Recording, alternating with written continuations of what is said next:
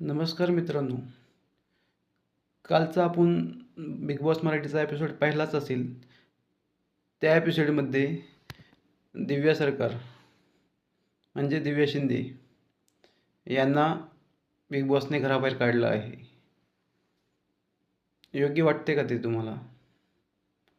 कारण की या अगोदर पण बऱ्याच प्रमाणात मधील स्पर्धकाने आतमध्ये एकमेकाला धमक्या दिल्याच आहेत.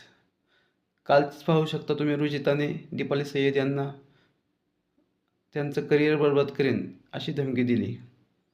त्याचबरोबर बिग बॉसच्या घरात अनेकदा चोऱ्या पण खूप झालेल्या आहेत. म्हणजे चुकतात सगळेच, पण दिव्यालाच एवढी मोठी पनिशमेंट काय?